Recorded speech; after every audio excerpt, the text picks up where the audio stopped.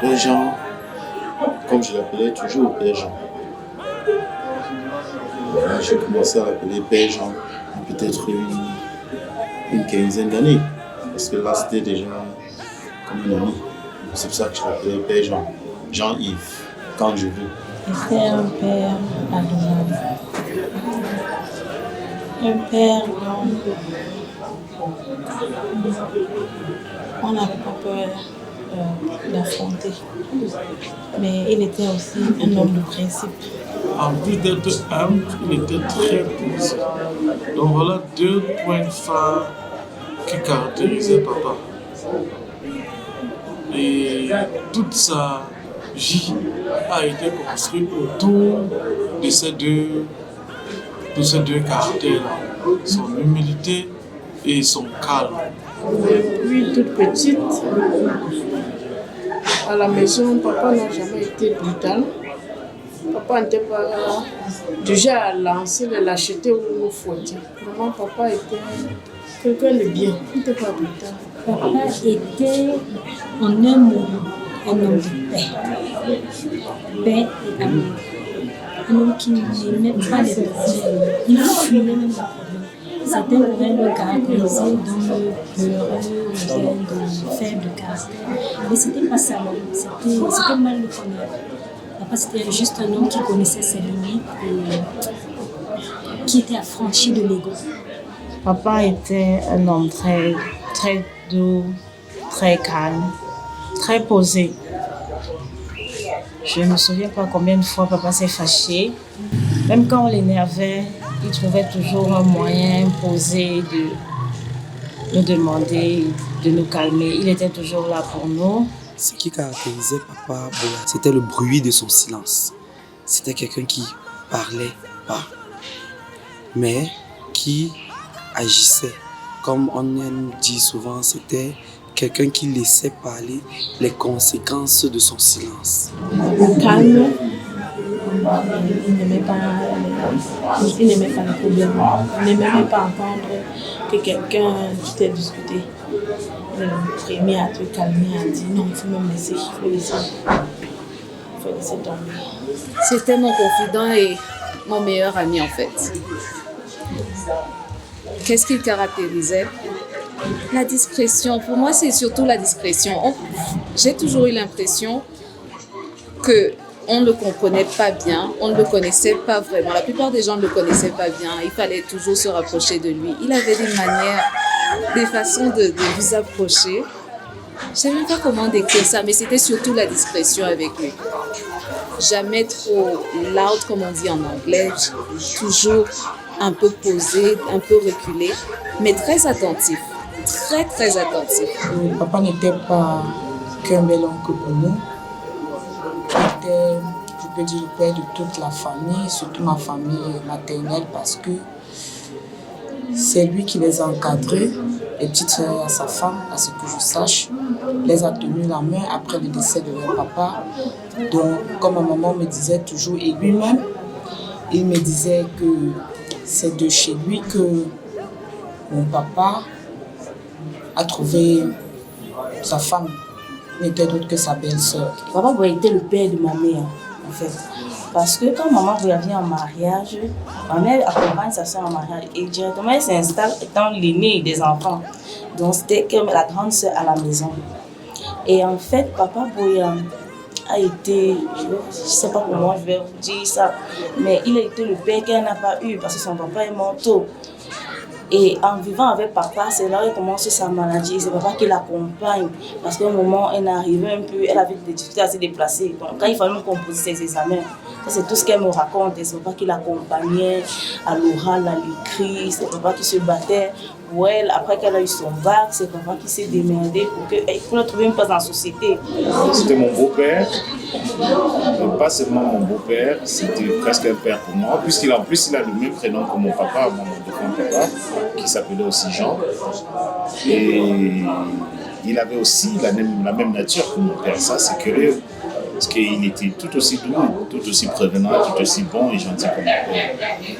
Donc, ça qui a fait que...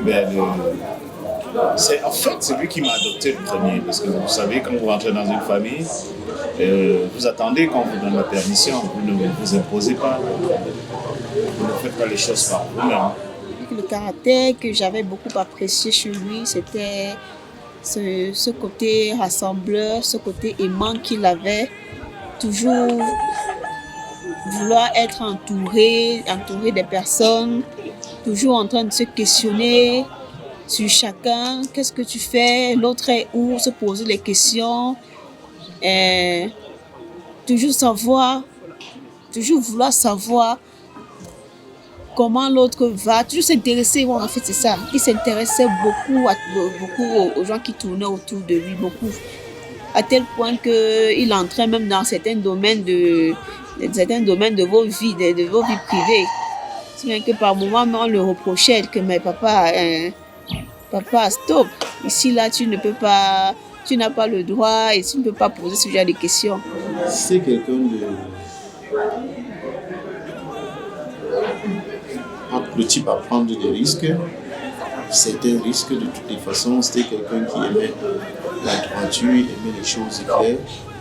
Et lorsqu'il y avait quelque chose où il faille un peu prendre du risque, il n'était pas trop déjà en voulant prendre des risques, peut-être dans certaines choses, peut-être dans le monde des affaires, peut-être dans certains investissements clairs, bâtissements comme ça, construction, oui, là il voit c'est clair. Elle lui dit que je pense que si on fait un comme ça donne 2 et 2, ça donne 3. Quand il ne voit pas ça là, comme ça, c'est pas... Donc c'était un peu ce genre de personne. Ne prenez pas trop de risques. Papa était surtout caractérisé par cette force de caractère que beaucoup de personnes prenaient pour une faiblesse. Papa c'était pas quelqu'un qui prenait les devants sur les situations, mais il restait en retrait pour mieux agir. Papa était un homme de principe, c'est-à-dire nous avons grandi dans une enceinte close. Avec papa, il ne permettait pas que ses enfants aient des rapports avec les voisins. Parce qu'il se disait que le rapprochement, la collaboration avec les enfants allait peut-être nous détourner. Il était un père protecteur. Et quelqu'un aussi par-dessus tout de très gentil. C'était vraiment le sapeur-pompier par rapport à maman qui avait un sang chaud. Papa était calme. Pendant que maman utilisait la force, lui parlait tout calmement et on se arrangeait. Sa personnalité, il était une personne très affectueuse. Vraiment très affectueux. Il a toujours été là pour nous, toujours été là pour toute sa famille, sa grande famille, ici à Ankelin. Moi, je n'ai pas connu mon père biologique. Papa était ce papa-là qui venait me demander combien de moyens j'ai eu à l'école. Me dit qu'il n'y a que par l'école que je vais réussir parce que...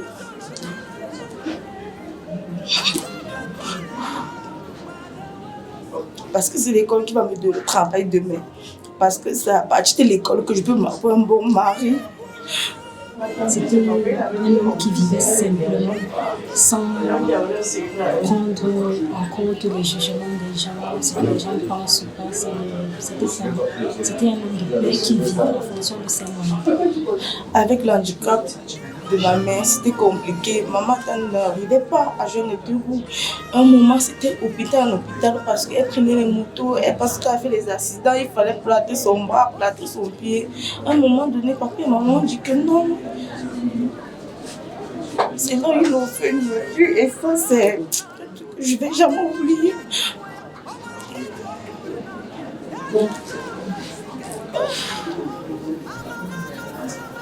Elle était malade pendant quelques années et le départ précipité de maman a d'une façon ou d'une autre eu un impact sur sa santé et sur son quotidien. Parce que maman, c'était celle-là qui était un peu comme on aime dire au quartier, le bâton de commandement. Beaucoup de personnes ont toujours pensé que papa était ce monsieur-là qui se laissait dominer ou bien même commander par son épouse qu'elle était.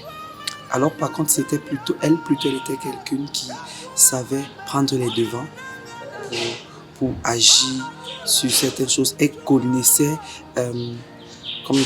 agir sur l'action. Papa, lui, il prenait l'action, il réfléchissait d'abord avant de démarcher sur le problème. Mais maman, elle, à peine ça s'est présenté, à peine elle gère d'abord et ensuite elle disait toujours, on va gérer les conséquences après. Mais pour le moment, voilà comment ça doit se passer. Il y a une reconnaissance que je ne sais même pas comment je vais lui dire. Et moi, c'était mal parce que je n'avais jamais dit ça en face. La dernière fois que je vois papa, c'était le jour de la Pâque. Je partais même sans lui dire au revoir parce qu'il me disait qu'il est fatigué. Pourquoi lui déranger un peu? C'est lui qui m'appelle quand j'étais à la porte. Il me dit, tu pars? Je lui dis oui. Il me demande si on va se revoir avant que je rentre à Douala parce que j'étais à la Yaoundé pour ce jour. Je lui dis oui, mais je ne suis pas rentrée là-bas. Et ça, je m'en vais tellement parce que je me dis que j'aurais dû lui dire ce que je ressens. Lui dire merci. Merci d'avoir été là depuis le début, depuis mon plus grand souvenir, depuis... Il a toujours été là. Il a toujours été là. C'était un homme très jovial. Nous avons l'habitude de nous rencontrer très souvent parce qu'il était aussi très ami à mon mari.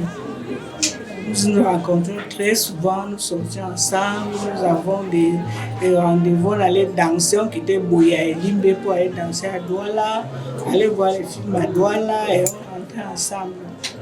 Et quand j'étais avec sa femme, il était confiant. Il savait que elle et sa femme étaient dans des bonnes mains, quoi. Je me souviens une fois, je passais devant lui et il me dit va te coucher, tu es malade. Et je lui demande attends, comment ça? Il me dit va te coucher, tu es malade. J'avais froid, je frissonnais, je pensais que c'était la saison pluvieuse, je pensais que c'était simplement le froid. Mais il me dit va te coucher, je suis allée me coucher. Quelques minutes plus tard, je faisais la fièvre. Et c'est là que j'ai compris que lui, il observait et il observait très, très bien. Il y a plein de choses sur moi qu'il savait et que d'ailleurs il communiquait à ma mère, à maman, que je n'avouais à personne.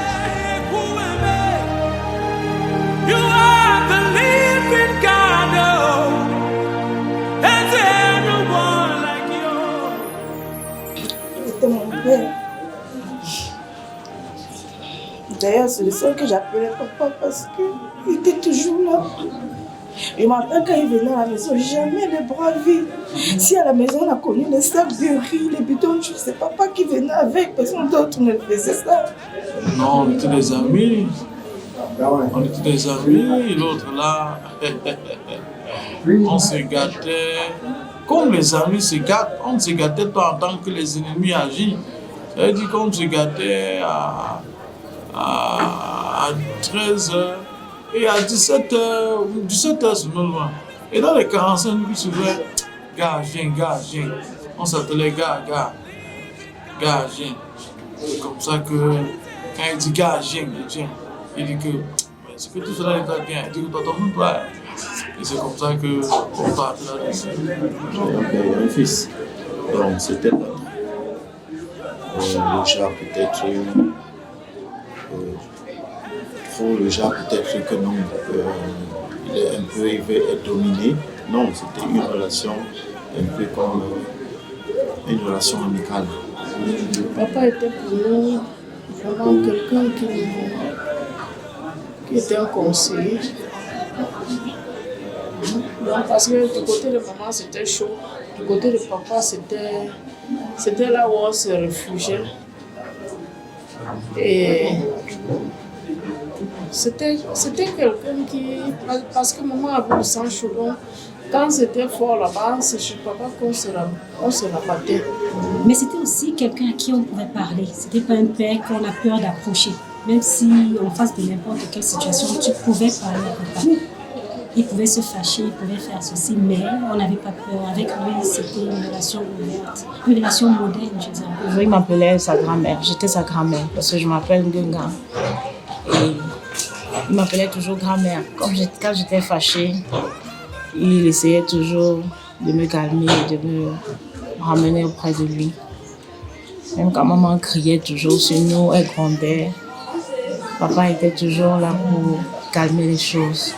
Il m'appelait toujours grand-mère, grand-mère. C'est même parce que peut-être quand il était fâché qu'il disait Nadège, Nadi. Mais la plupart du temps, c'était toujours grand-mère. On avait cette relation-là qui nous liait. Le fait que je sois sa grand-mère. We were more close. That relation was bringing us more closer. J'ai eu plus de rapprochement avec papa après sa maladie, lorsqu'il m'a retrouvée aux États-Unis en 2017. Il vivait chez moi. Et pendant sa maladie, nous avons eu beaucoup de complicité. Beaucoup de complicité. C'est vrai, par moments, on pouvait avoir des petits accrochages, mais ces accrochages du genre, je le poussais parce que je voulais le meilleur de lui. Je ne voulais pas qu'il prenne son état de sa condition comme un handicap pour lui, parce que après son AVC, il a pensé que la vie s'arrêtait pour lui et qu'il ne pouvait plus rien faire. Moi, j'ai toujours vu papa comme étant un oncle, en fait. Toute petite, je me disais même c'est notre grand-père. Donc, c'est en grandissant que j'ai su que c'était le mari à ma tante. Et pratiquement, il affectionnait tout le monde. Il avait un grand cœur, il était altruiste, il était toujours souriant. Papa nous a donné une vie qu'on ne pouvait pas avoir. Du vrai, moi j'ai fréquenté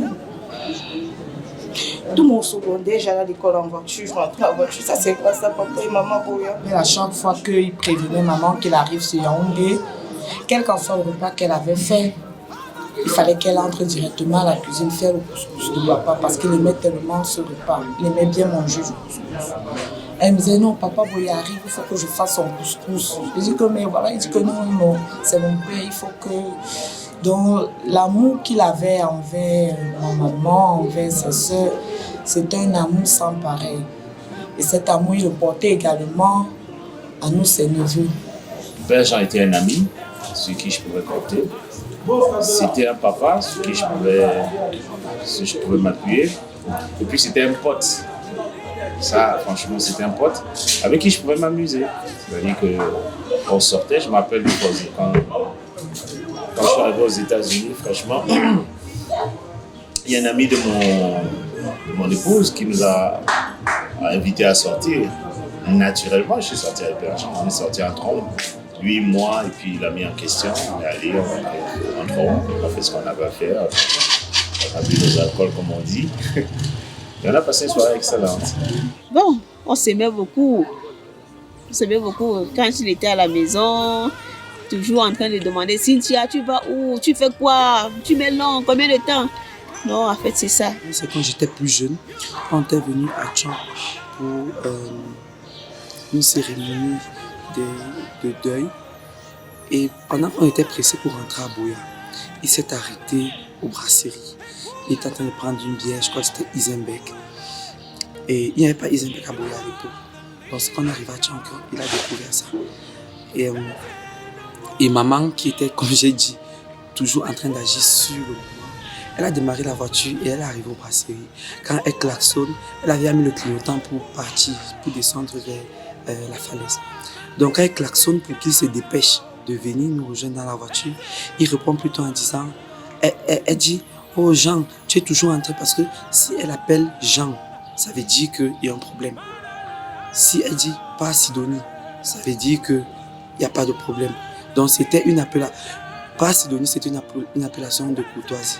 Mais si elle dit Jean, lui-même en répondant, il sait bien que ça là, c'est la riposte. Alors elle dit Jean, Lucie Mère. Et il répond, quand nous sommes dans votre milieu, mettons il y a Isenbeck, Achan, Konjinju. Donc, et là, c'était, quand il dit Konjinju, c'est pour qu'elle descende, pour lâcher un peu les soupapes, pour qu'elle lâche un peu prise sur lui. Et c'est comme ça que nous tous on a éclaté de rire. Et elle lui a laissé donc plus de temps pour finir avec ses frères. Et c'est sur le chemin qu'elle lui dit, ben voilà, tu nous as perdu du temps et tout. Mais au moins, sur le moment, c'était les vannes qui étaient plus ouvertes, ça a remis un peu l'atmosphère sur les bonnes aiguilles. Il ne m'a jamais questionné sur la nature de mes rapports avec sa fille. Vous savez, dans un couple, quel qu'il soit, il y a des hauts, il y a des bas, il y a des moments de dispute.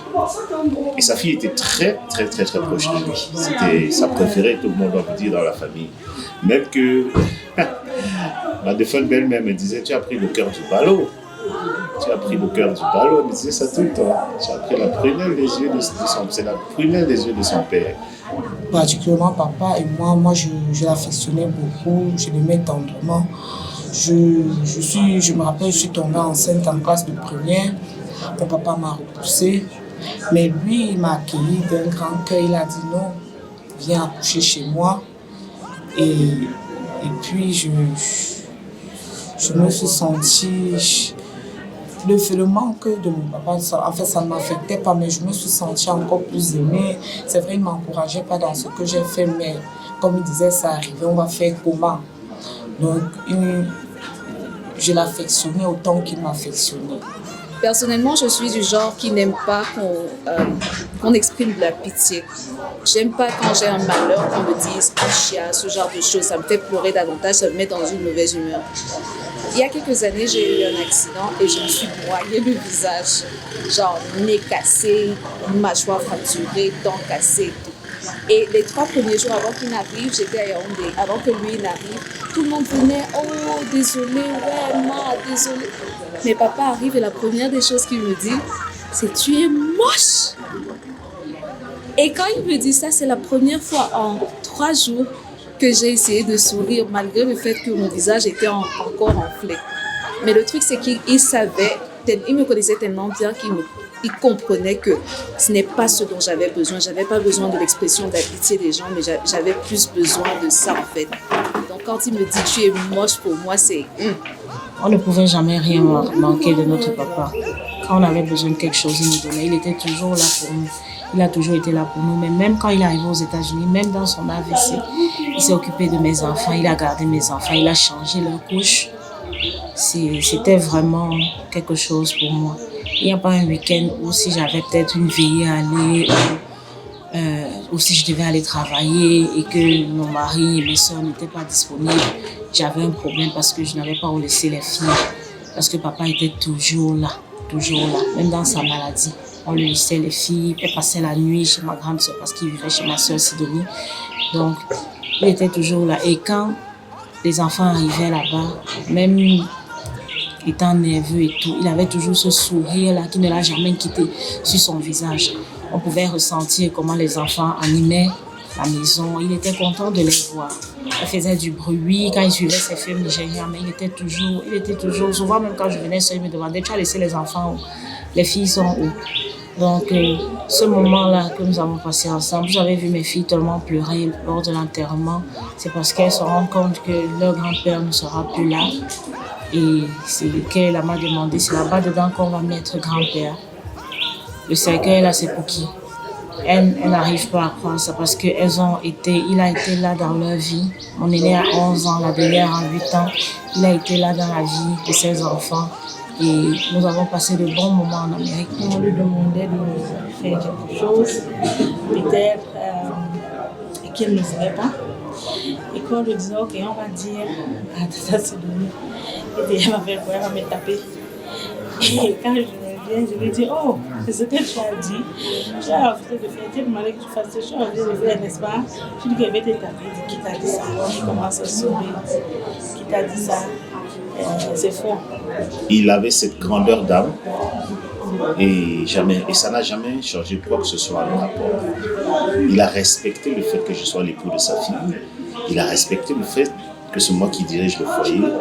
Et en bon homme digne de ce nom, et il a respecté ma position de chef de famille.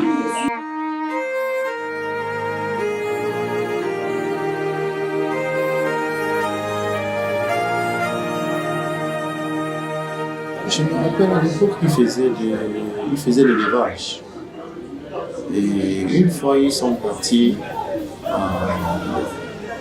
il faisait l'élevage en dehors de son travail.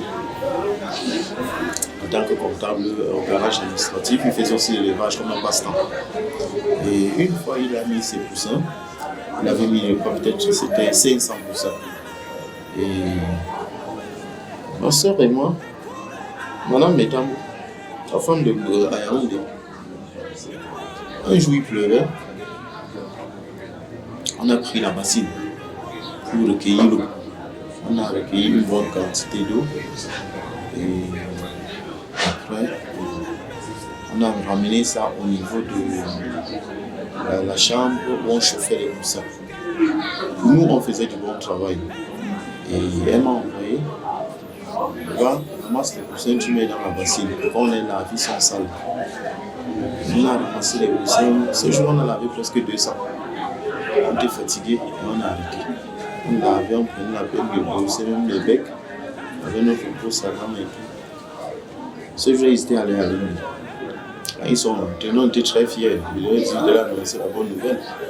Que quand il pleuvait, là, on a recueilli l'eau et on a utilisé pour laver les poussins. Mais ce jour-là, je me souviens encore de cette bastonade-là, à ce jour. Chaque fois que je te l'appareil, je dis que jeune homme, tu ne dis rien, tais-toi. Voilà. Toujours et toujours. Une fois, papa, il était chez une belle-sœur à Manguier. Quand je suis arrivée pour le saluer, je ne me rappelle plus trop de quoi on parlait, mais ce jour-là, il m'a dit, oh, en riant, oh, Cynthia, moi je t'aime, hein, je t'aime. En me regardant tout droit dans les yeux, ça m'a fait un peu paniquer, quoi. Mais papa, comment est-ce que tu peux parler ainsi? Bon, je ne lui ai pas dit ça ouvertement comme ça, j'ai aussi accepté, mais ça m'avait marqué, il m'avait beaucoup marqué. Il me dit cela. Avec papa, tu ne pouvais pas mettre les mini-jours comme on mettait avant. Donc on a vraiment une enfance casanière. On ne pouvait pas mettre les tenues osées qu'on met aujourd'hui. On nous a élevés comme les sœurs de l'église. On ne pouvait pas mettre les mini-jupes. On ne pouvait pas mettre l'habit sans jupon. Donc on est de l'ancienne école vraiment.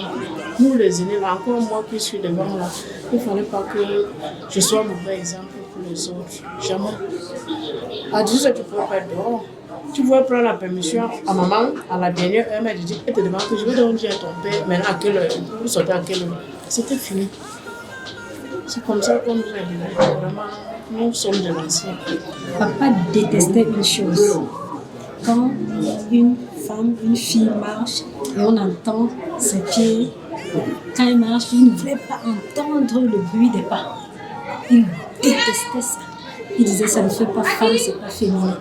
Et moi j'avais cette sale habitude-là. J'étais un peu garçon manqué.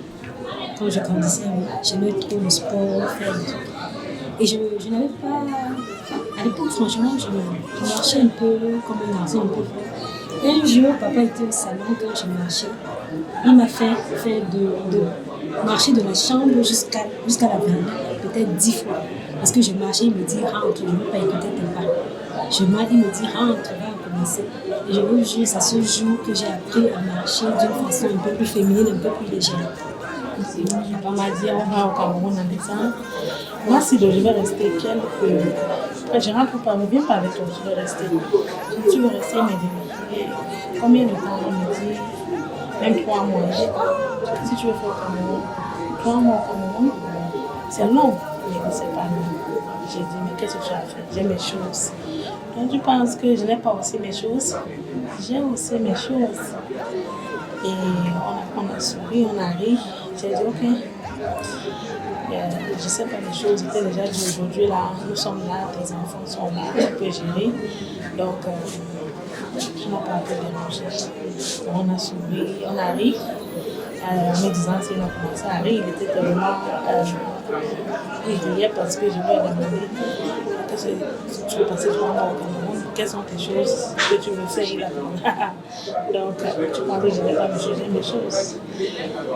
Et voilà, les sourires, j'ai eu Comme je prends le cas de ma grossesse, quand je suis venue accoucher, quand j'étais déjà presque à terme, le matin, j'avais de la peine à me lever parce que mes os bassins étaient douloureux. Je marchais, j'avais adopté une marche là, à chaque matin, il pousse la porte. Il me demande, le canard, tu t'es réveillé? Parce que je marchais, les jambes étalées. Je disais, papa, je suis pas le canard. Je dis, mais tu ne vois pas comment tu marches. Tellement, il est même provoqué. Quand je retrace tout mon parcours depuis que je suis consciente, en fait, depuis Bambou, il venait, il mettait la voiture en route avec maman, il nous apportait plein de cadeaux. Si en Noël j'ai mis des vêtements neufs, si j'ai eu des cadeaux, je ne connaissais pas ça, mais c'est papa qui m'a offert tout ça. Une fois, j'entrais dans sa chambre, je rentre dans sa penderie. J'ai une culotte Polo Ralph Lauren que je porte jusqu'au jour. Et il dit, non. En fait, c'était même une autre culotte que je voulais prendre. Il dit, moi, je prends ça. Il me dit que non, tu peux prendre ça. Il dit que je vais prendre. Il me dit que non, ça, on m'avait offert. Si je veux prendre autre chose, je dis que ok. Et je suis allé prendre cette culotte. Je dis, tu peux prendre celle-ci. Il me dit, oui, prends. Et j'ai dit, cette culotte, elle a une valeur incommensurable à mes yeux. Je la porte jusqu'au jour.